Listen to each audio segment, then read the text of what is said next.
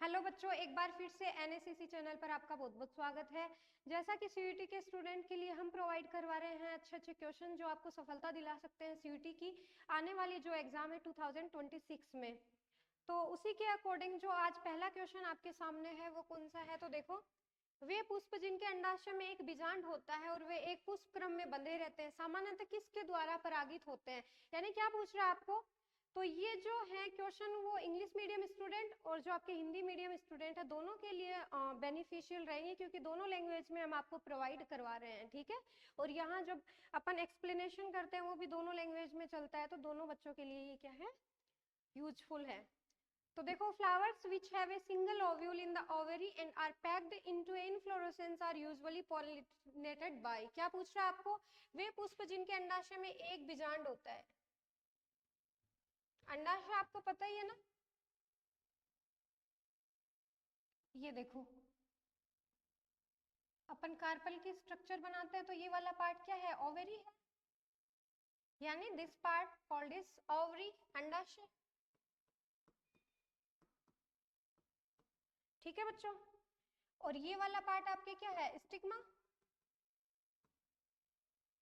And then ये क्या है, स्टाइल है। एज यूजुअल ये सारी चीजें आपको पता है ना। तो क्या कह रहा है, एक एक शब्द को पढ़ो आप। जिनके अंडाशय में एक बीजांड होता है, यहाँ पे आपको पता है लोक्यूल होता है, ओवरी में क्या होगा, लोक्यूल होता है। तो ये वाला पार्ट क्या है आपके, लोक्यूल, जिसको कोष्टक कहते हैं। और कोष्टक में क्या होगा, प्लेसेंटा से आपके ओव्यूल जुड़ा रहेगा, यानी प्लेसेंटल नामक जो संरचना होगी, जो आपके अपरा होगा, उससे जुड़ा रहेगा ये यहाँ पे ओव्यूल। तो कह रहे हैं एक, और वे पुष्प क्रम में बंधे रहेंगे, यानी सारे के सारे जो है इनफ्लोरेसेंस में ऐसे एक जगह एकजुट रहेंगे। तो सामान्यतः किसके द्वारा परागित होते हैं, तो बच्चों ये जो कंडीशन होगी ना, ये ऐसी कंडीशन होती है, वो हमेशा किसके द्वारा पॉलिनेटेड होते हैं, वायु के द्वारा। तो ध्यान रखना, वो हमेशा एयर के द्वारा क्या होते हैं, पॉलिनेटेड होते हैं। वायु परागण होगा इसमें, वायु परागण, ठीक है। तो इंपोर्टेंट लगा लेना ये वाला क्वेश्चन बच्चों। चलो नेक्स्ट क्वेश्चन की बात करते हैं अपन। अगला क्वेश्चन आपको क्या पूछ रहा है सॉरी, सेकंड नंबर क्वेश्चन है वो, देखो आप क्या कह रहा है आपको, द्विनिषेचन किसके द्वारा प्रदर्शित किया जाता है, double fertilization is expected bye.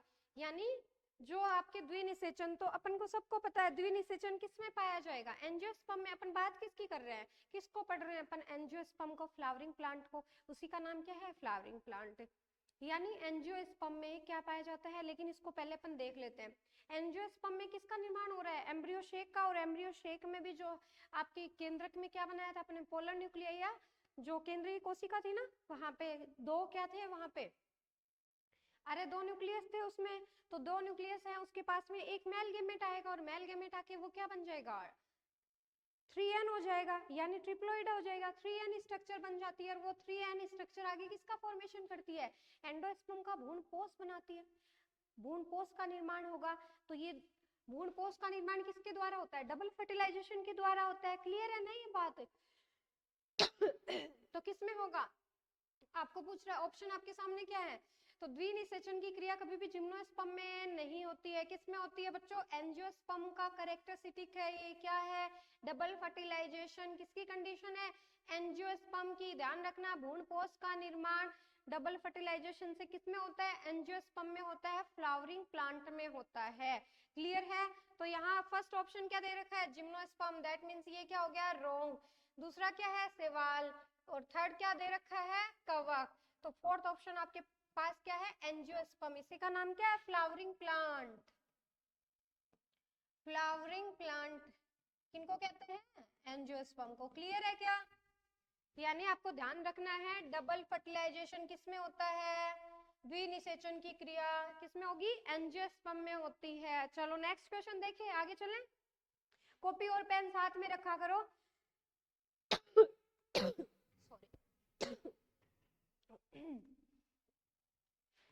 Third question आपको स्क्रीन पे दिखाई दे रहा है। पहले तो मैं सोल्व कराऊं उससे पहले आंसर देख लिया करो कि इसमें क्या आंसर होगा, ताकि आपकी क्रॉस चेकिंग हो जाए, ठीक है। और आपको ये भी पता चल जाए कि तैयारी है आपकी किस दिशा में चल रही है, ठीक है ना।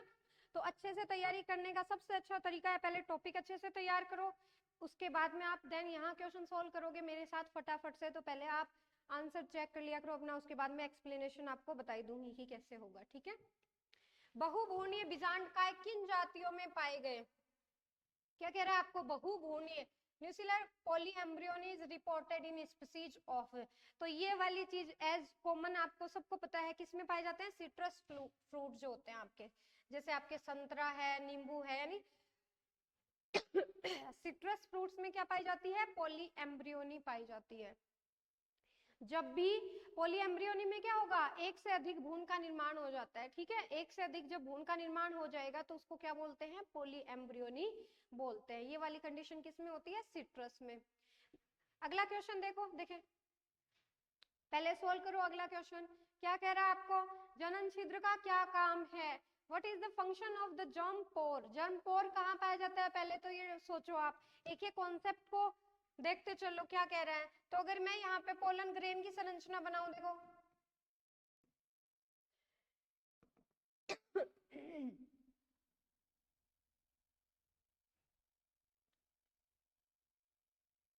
यहाँ पे पोलन ग्रेन में एक तो क्या होती है? एक्साइन होती है, एक्साइन बाहरी भित्ति।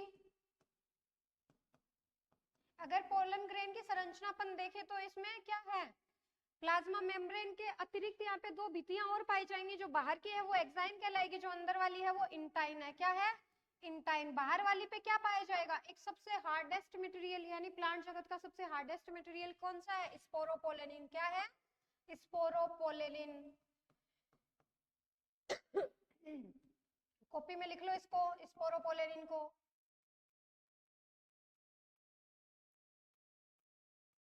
कार्बनिक पदार्थ है, ये कैसा है? ऑर्गेनिक मटेरियल है, ऑर्गेनिक मटेरियल। यानी ये भी आ जाता है कई बार, ये कैसा पदार्थ है? तो ऑर्गेनिक मटेरियल है। कैसा मटेरियल है बच्चों? ऑर्गेनिक मटेरियल है, ठीक है। तो स्पोरोपोलेनिन, इसी की वजह से स्पोरोपोलेनिन है ना इसमें, तो ये हार्डेस्ट मटेरियल हो गया। तो ये सुरक्षित रह सकते हैं पोलन ग्रेन कई कई सालों तक, यानी कई बार बर्फ के नीचे दबे हुए भी कई कई सालों, हजारों सालों से भी क्या रह सकते हैं? सुरक्षित रह सकते हैं, क्योंकि इनके ऊपर बाहर कवरिंग किसकी है? एक्साइन के ऊपर क्या है? ये स्पोरोपोलेनिन है, जो बहुत हार्डेस्ट मटेरियल है, ताकि जो अंदर का आपका जर्म प्लाज्म वो एकदम से क्या रह सकता है? सुरक्षित रह सकता है, ठीक है। अब देखो ये इंटाइन है, यहां से इंटाइन वाली में ये यहाँ पे पोर पाए जाएंगे, जनन पोर पाए जाते हैं। क्या पाए जाते हैं यहाँ पे? इनके बीच में ये जनन पोर, बीच बीच में यहाँ पे ये जो है ना वॉल, बीच बीच में जगह होती है यहाँ पे, छिद्र लाइक स्ट्रक्चर एकदम से, ताकि पराग नलिका का निर्माण हो आगे। और पराग नलिका का निर्माण होगा तो उससे ही तो एमाल्गमेट आगे क्या करेंगे? संचरित होते हैं। इसलिए ये भित्ति है, ये कुछ कुछ जगह छोड़ के पाई जाती हैं। वो जो जगह छोड़ी हुई है वो क्या कहलाती है? आपके जर्म पोर कहलाते हैं। क्या कहलाते हैं बच्चों? जर्म पोर कहलाते हैं। तो जनन छिद्र का क्या कार्य है? देखो देखिए ऑप्शन देखो। सॉरी, फर्स्ट ऑप्शन आपका क्या कह रहा है? मूलांकुर का निर्माण करना, यानी इमरजेंस ऑफ रेडिकल। यहाँ इसका कोई रिलेशन है क्या? यानी फर्स्ट क्या हो गया? गलत हो गया। सेकंड नंबर देखो, बीज अंकुरण के लिए जल अवशोषण करेगा। बीज अंकुरण के लिए जल का अवशोषण करेगा क्या ये? थर्ड कह रहा है पराग नलिका का आरंभ करना, नर युग्मक को मुक्त करना। तो किसका आरंभन करता है? अभी अभी बताया मैंने,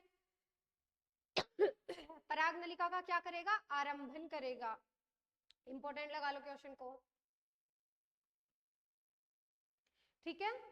चलो, तो क्या करेगा यहाँ पे? क्या कार्य हो गया इसका? पराग नलिका का आरंभन कौन करेगा? जर्म पोर। तो ध्यान रखना, कई बच्चे इसको नर युग्मक को मुक्त करना, ये तो ये वाला रोंग है, ये वाला पराग नलिका का आरंभन करता है। ओके, नेक्स्ट क्वेश्चन की चले अपन।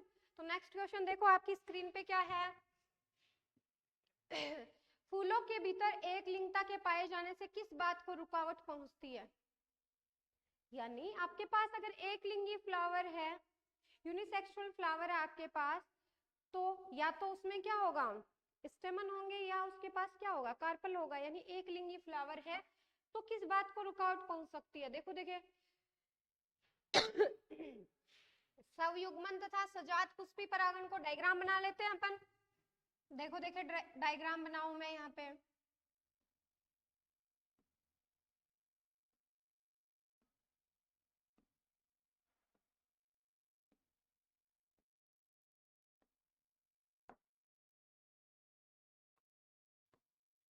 ये इसमें फ्लावर लगे हुए हैं, ये फ्लावर लगा दिए अपन ने, देखो। और फ्लावर क्या है, एक लिंगी है। फ्लावर की बात कर रहा है, यहाँ प्लांट की बात कर रहा है क्या? सिर्फ और सिर्फ ओनली फॉर किसकी बात कर रहा है, फ्लावर की बात कर रहा है। यानी प्लांट तो कैसा हो सकता है, द्विलिंगी हो सकता है। तो अगर ये फ्लावर मेल है तो ये फीमेल हो सकता है ना, ये मेल है तो ये क्या हो सकता है, फीमेल हो सकता है, ये मेल हो तो देखो किसको रोकेंगे, सवयुग्मन होगा क्या इसमें, सवयुग्मन यानी ऑटोगेमी नहीं हो सकती, क्योंकि फ्लावर एक लिंगी है। फ्लावर में दोनों चीजें नहीं होंगी, स्टेमन नहीं होगा या तो, या फिर कार्पल नहीं होगा। तो अगर दोनों में से एक चीज होगी तो ऑटोगेमी नहीं होगी, ठीक है। तो यानी ये वाली बात तो क्या हो गई, इसको तो रोकेगा, सजात पुष्पी परागण को थोड़ी रोक सकता है ना, किस बात को रुकावट पहुंचती है। तो इसमें तो ये वाला ऑप्शन नहीं होगा। सवयुग्मक को मगर सजात पुष्पी परागण को नहीं। थर्ड ऑप्शन क्या कह रहा है, देखो सजात पुष्पी परागण तथा परनिषेचन दोनों को, सजात पुष्पी परागण को परंतु परनिषेचन को नहीं। तो देखो आप, सवयुग्मक तथा सजात पुष्पी परागण को, ये कह रहा है किसको रोकेगा, सवयुग्मक को तो रोकेगा, सही बात है, बिल्कुल ओके। पर सजात पुष्पी को रोकेगा क्या, नहीं रोकेगा, मतलब ऑप्शन क्या हो गया, गलत है। थर्ड ऑप्शन पे चलो, सजात पुष्पी परागण को रोकता है क्या, नहीं रोकता है। तथा परनिषेचन, क्रॉस पॉलिनेशन हो सकता है इसमें, सजात पुष्पी परागण को नहीं रोकता है, यानी ऑप्शन भी क्या हो गया, गलत हो गया। सेकंड ऑप्शन देखो, देखिए ऑटोगेमी को रोकेगा, अरे ऑटोगेमी को तो रोकेगा ना, क्योंकि क्या है, फ्लावर आपका एक लिंगी है, तो ऑटोगेमी तो होगी नहीं, परंतु गिटानोगेमी हो सकती है, सजात पुष्पी परागण आराम से हो सकता है, यानी बिल्कुल इजी वे में हो सकता है। यानी तो ये ऑप्शन आपका क्या हो जाएगा, राइट हो जाएगा। सेकंड वाला ऑप्शन यहाँ पे क्या हो जाएगा, बिल्कुल ओके है। चले नेक्स्ट क्वेश्चन की तरफ चलते हैं ना, ठीक है। चलो तो देखो पढ़ो नेक्स्ट क्वेश्चन क्या कह रहे हैं, आप लोग क्वेश्चन करो पहले। परिवर्तनशील भ्रूण द्वारा भ्रूणपोष का उपभोग किसके बीज में होता है, ये क्या कह रहा है, परिवर्तनशील यानी अभी डेवलपमेंट कर ही रहा है वो, द्वारा भ्रूणपोष का उपभोग किसके, भ्रूणपोष क्या है बच्चों, एंडोस्पर्म,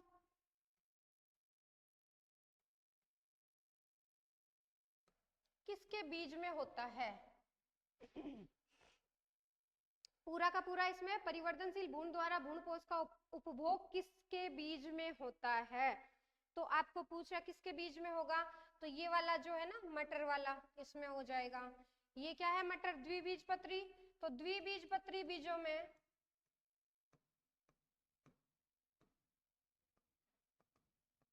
बीजों के द्वारा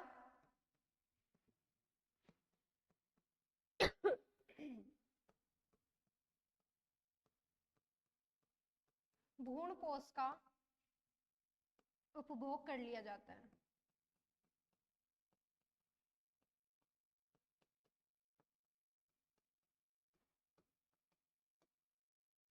ठीक है। इसके कुछ यहाँ पे देखो एग्जाम्पल भी दे रखे हैं आपको, तो यानी यहाँ पे क्या आंसर हो जाएगा, परिवर्तनशील भ्रूण द्वारा भ्रूणपोष का उपभोग किसके बीज में होगा, तो आंसर क्या हो जाएगा आपके, मटर हो जाएगा। यहाँ पे क्या हो जाएगा, मटर हो जाएगा। चलो अगला क्वेश्चन क्या कह रहा है, बीजांड के प्रवेश द्वार पर बना तंतुरूप उपकरण क्या कहलाता है, क्या करता है। What does the filiform apparatus at the entrance of ovule do, यानी इसका काम क्या है। पहले तो ये समझो फिलीफॉर्म अपरेटस है क्या। तो एम्ब्रियो शेक की संरचना में देखो,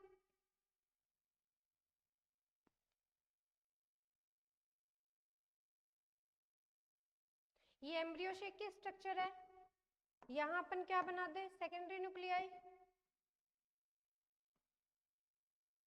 ओके। देन ये कौन सी सेल बना दूं मैं, एंटीपोडल सेल है,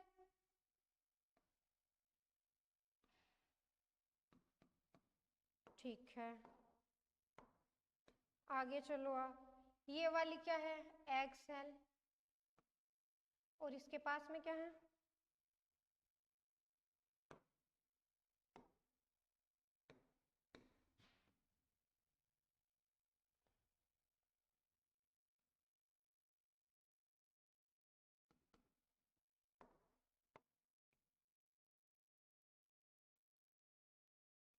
ये आपके सहायक सहायक कोशिकाएं, ये पूरी संरचना किसकी है बच्चों? एम्ब्रियो शेक की। किसकी संरचना है?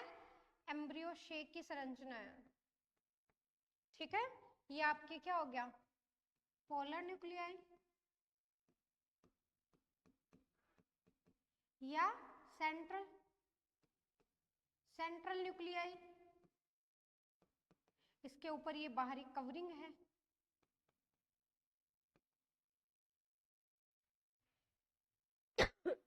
बैग लाइक स्ट्रक्चर होती है। कैसी होगी? बैग लाइक संरचना।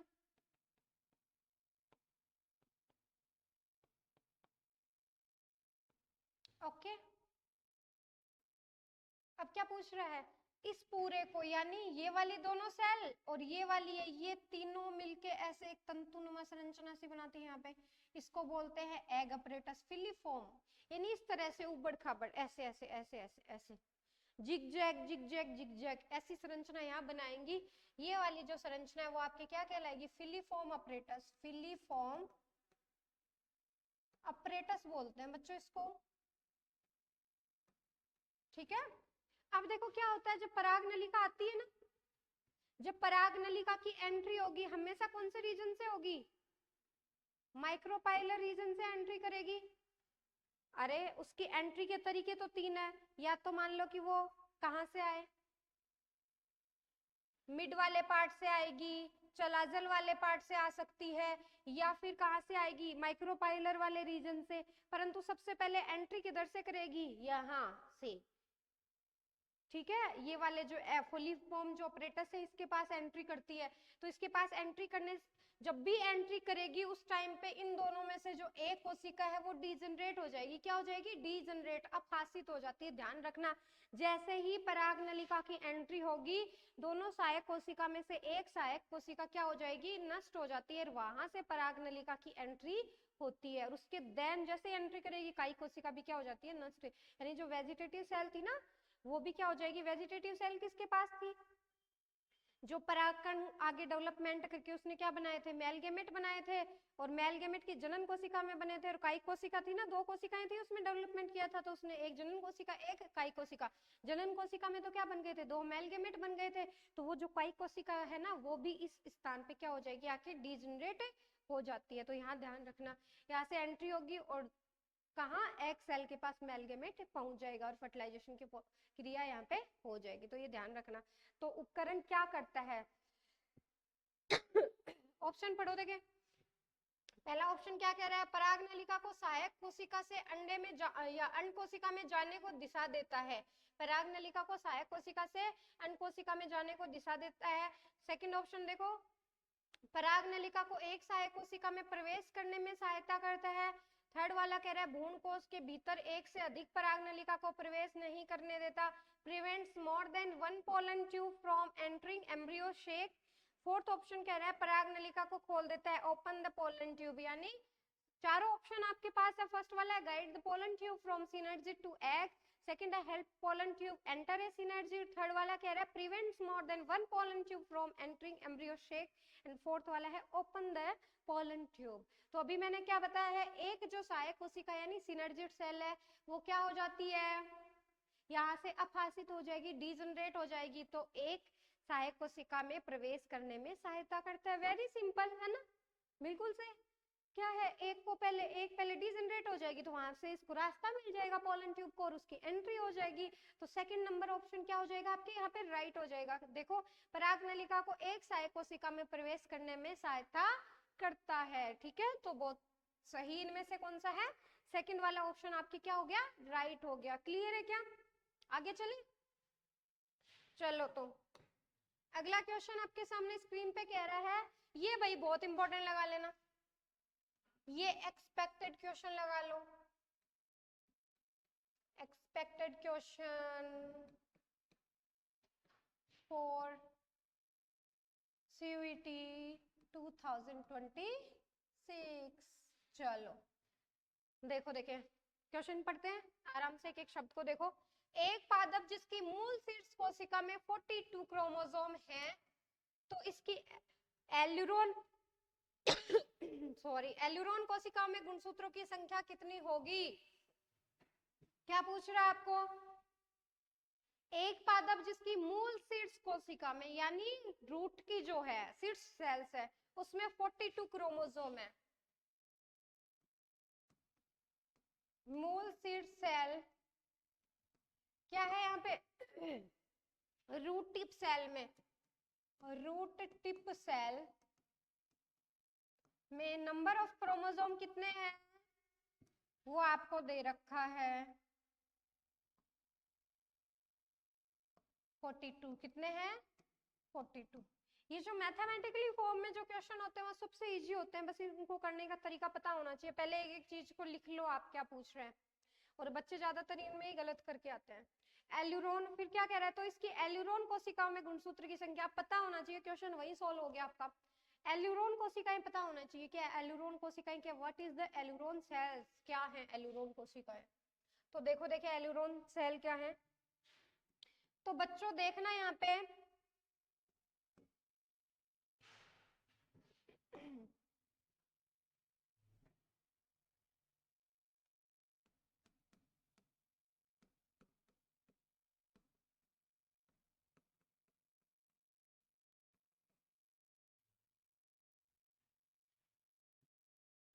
ये देखो आपके एम्ब्रियो शेक है ना ये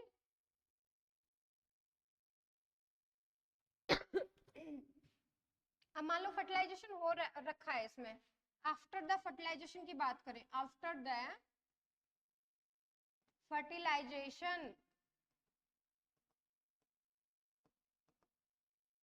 निषेचन होने के बाद की बात करें तो यहाँ क्या बन गया बता दो? ये ऊपर वाले सिरे पे एम्ब्रियो डेवलपमेंट कर रहा है। क्या कर रहा है? एम्ब्रियो का डेवलपमेंट हो रहा है। यानी जाइगोट, यहाँ एक चीज ध्यान रखना आप लोग, जाइगोट तभी आगे डिवाइडेशन करेगा जब एंडोस्पर्म का फॉर्मेशन हो जाएगा, उसके बाद में वो आगे अपना डेवलपमेंट स्टार्ट कर देगा, ठीक है। वरना वो जाइगोट कंडीशन में है तब तक कौन कर रहा है इनका पोषण? न्यूसिलस कर रहा है। कौन कर रहा है? न्यूसिलस। न्यूसिलस यहाँ पे इनका क्या कर रहा है? जो बीजांडकाय जिसको बोलते हैं वो यहाँ पे इनकी जो फूड संबंधी जो भी जरूरतें हैं वो पूरी कर रहे हैं। उसके बाद में जाइगोट आगे फर्दर डिवाइडेशन कब करेगा? जब भ्रूण पोष का निर्माण अच्छे से हो जाएगा, यानी यहाँ पे डबल फर्टिलाइजेशन का फॉर्मेशन होने के बाद में एंडोस्पर्म बन जाएगा। ये भी डिजनरेट हो गए एंटीपोडल वगैरह सब। यहाँ पे 3n सेल्स है, 3n 3n 3n, यानी एंडोस्पर्म का निर्माण होना स्टार्ट हो गया, ठीक है। पूरे में एंडोस्पर्म का निर्माण हो रहा है। अब बच्चों यहाँ ध्यान देना आप लोग, यहाँ पे कुछ मात्रा में क्या बचा हुआ है? जो न्यूसिलस है ना, ये मान लो ये यहाँ पे ये वाली परत जिसको पेरिस्पर्म बोलते हैं, पेरिस्पर्म, उसकी लेयर है एक। बाद में वो धीरे धीरे डिजनरेट हो जाएगा। क्या हो जाता है? डिजनरेट। और जबकि कुछ बीजों में क्या होता है? वो बना ही रहता है, यानी कुछ एक उसकी लेयर है वो प्रेजेंट रहती है, तो वो पेरिस्पर्म वाले कहलाते हैं ना, जिनमें ये जो आपके बीजांडकाय है वो बना रहता है चीरकाल तक। ओके, ये लेयर किसकी है? न्यूसिलस की है। किसकी है? जिसको क्या बोलेंगे बच्चों? अब पेरिस्पर्म बोला जाएगा। क्या बोला जाएगा? पेरिस्पर्म बोला जाएगा, ठीक है, पेरिस्पर्म बोलेंगे इसको। यहाँ पे आप ध्यान देना, ये आपको जो एल्यूरोन है जो पूछ रहा है वो एल्यूरोन क्या है वो समझना है। ये एंडोस्पर्म हो गया, ये देखो ये वाला पार्ट क्या है? एंडोस्पर्म। यहाँ पे ये जो कवरिंग है इन दोनों के बीच में, यानी पेरिस्पर्म और एंडोस्पर्म के बीच में एक प्रोटीन की लेयर पाई जाएगी। किसकी लेयर पाई जाएगी? यानी ऐसे बीज जिनमें एल्यूरोन पाया जाएगा उनमें ये वाली लेयर प्रेजेंट होती है। सॉरी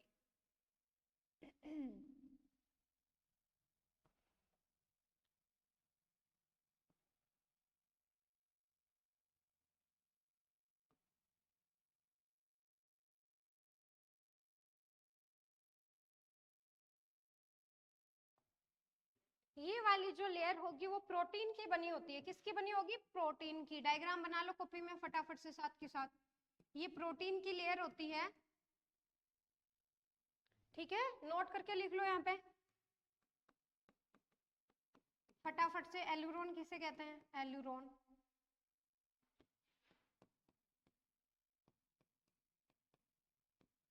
ऐसे बीज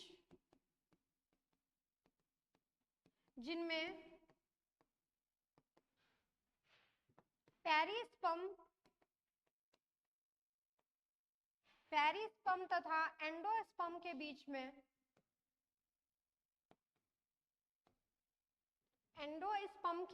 में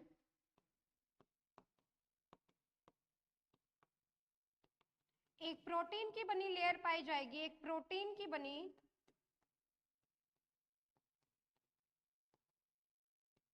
लेयर प्रेजेंट होती है,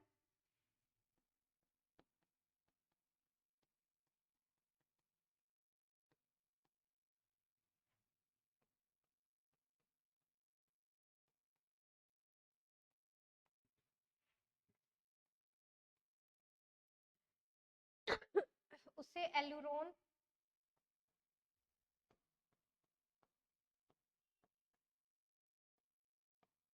या उन्हें क्या कहेंगे?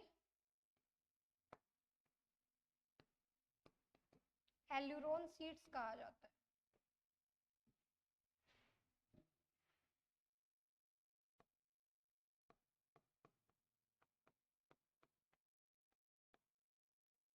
ध्यान देना, यहाँ पे क्वेश्चन आता है एल्यूरोन क्या है? कार्बोहाइड्रेट यानी स्टार्च है आपके, या प्रोटीन है, क्या है? फैट है। तो ध्यान रखना यहाँ पे जो एल्यूरोन है वो क्या है? प्रोटीन है। ये वाली चीज ध्यान रखना, एल्यूरोन क्या होती है? प्रोटीन होती है। इसका वर्क, अब देखो ये बहुत सारे वर्क करती है यहाँ पे, जिनमें से जो एक काम करती है वो, ये देखो फंक्शन, अगर इसकी बात करें फंक्शन, तो जब बीज आगे उगता है, यानी जब डेवलपमेंट होगा बीज का, अगर मिट्टी में उसको मिट्टी और पानी देंगे यहाँ पे, तो क्या होगा? वो आगे डेवलपमेंट करेगा, उगेगा। तो उस टाइम पे जब बीज उगता है, उस टाइम पे एल्यूरोनिक जो लेयर होती है उसका बहुत इंपॉर्टेंट रोल होता है। वो यहाँ पे अल्फा एमाइलेज नाम का एंजाइम, अल्फा एमाइलेज नामक एंजाइम सिक्रेट करती है, स्रावित करती है।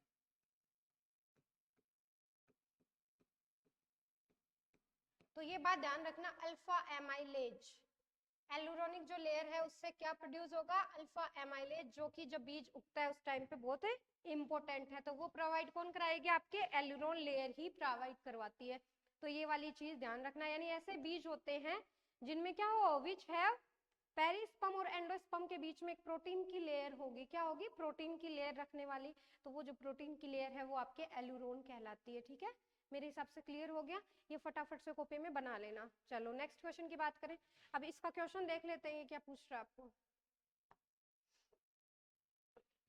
अगला क्वेश्चन देखो, ये क्या पूछ रहा है? प्रोटीन की लेयर है, तो अब देखो जो एंडोस्पर्म है, एंडोस्पर्म 3n होता है, उसी से डेवलपमेंट होता है इस लेयर का। एल्यूरोनिक जो लेयर है उसका डेवलपमेंट उसी से हो रहा है। तो इसमें भी कितने क्रोमोसोम होंगे? 3n होंगे। कितने होंगे?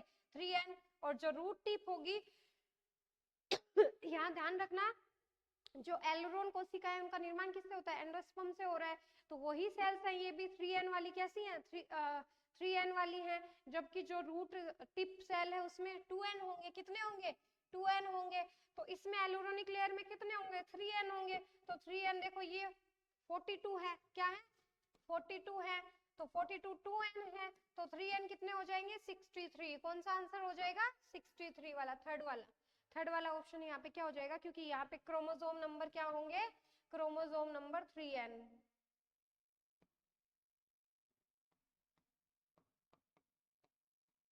चले नेक्स्ट क्वेश्चन की तरफ। अगला क्वेश्चन देखो 9 नंबर का, आपको क्या कह रहा है? किसमें पुष्प एक लिंगी होते हैं? यानी क्या पूछ रहा है? In which of the following are the flower unisexual?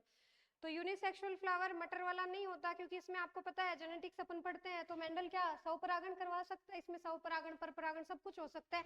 That means कि फ्लावर एक लिंगी तो नहीं है। दूसरा देखो ऑप्शन, दूसरे को एक बार छोड़ देते अपन। थर्ड वाला क्या कह रहा है? चाइना रोज, इसमें भी नहीं होता, प्याज में भी नहीं होता। दूसरा जो ऑप्शन है वहां, यहाँ पे क्या है आपके? बिल्कुल ठीक है, खीरा जो क्यूकम्बर होता है ना, क्यूकम्बर, क्यूकम्बर यहाँ पे क्या है, बिल्कुल राइट आंसर है खीरा। चलो नेक्स्ट क्वेश्चन देखो यहाँ पे क्या पूछ रहा है, निम्नलिखित में से कौन सा फल अनिषेक फलनी है, विच of the following is parthenocarpic fruit.